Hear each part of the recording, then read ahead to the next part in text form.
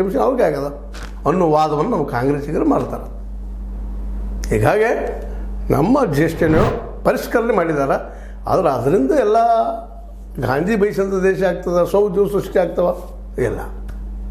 ಸ್ವಉದ್ಯೋಗ ಸೃಷ್ಟಿ ಮಾಡೋದಕ್ಕೆ ಯಾವುದೇ ಹಾದಿಯನ್ನು ಹುಡುಕಿಟ್ಟಿಲ್ಲ ಇವರು. ಪ್ಲ್ಯಾನ್ ಏನೂ ಇಲ್ಲ.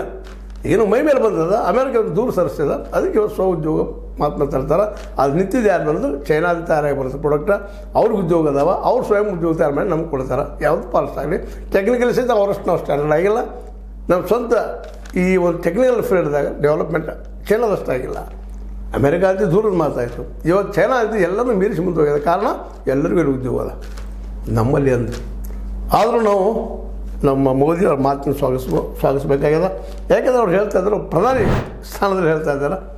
ಆದರೆ ಅದು ಸಾಧ್ಯನಾ ಅನ್ನೋ ಪ್ರಶ್ನೆ ಅಂತ ಹೇಳ್ತಾ, GST ಈ ಹೊಸ ಪರಿಷ್ಕರಣೆ ಮಾಡಿದ GSTಯಿಂದ ಈ ನಮಗೆಲ್ಲರಿಗೂ ಉದ್ಯೋಗ ಸಿಗ್ತದನ, ರೈತಗೆ ಮಾರ್ಕೆಟ್ ಸಿಗ್ತಿದ್ದಾನ, ಕೂಲಿಕಾರರಿಗೆ ಉದ್ಯೋಗ ಸಿಗ್ತಾವನ, ಇವೆಲ್ಲ ಪ್ರಶ್ನೆ ಉತ್ತರ ಕೊಡಬೇಕಾಗಿದೆ. ನೋಡ್ರಿ ಏನಾಗ್ತದೆ ಅದು ನೋಡಿ ಬಿಡೋಣ. ಯಾಕೋ ಹೆಂಗೋ ಅಧಿಕಾರ ಕೊಟ್ಟಿವಿ ಅವ್ರಿಗೆ. ಆಗ 5 ವರ್ಷನ ಕಸ್ಕೊಳ್ಳಿಕ್ಕಂತ ಬರೋದಿಲ್ಲ. ಮತ್ತು ಲಕ್ಷ ನೋಡ್ರಿ ಆಯಿತು, ಅಲ್ಲಿವ್ರಿಗೆ ಏನು ಇಂಪ್ರೂವ್ ಮಾಡ್ತಾರೆ.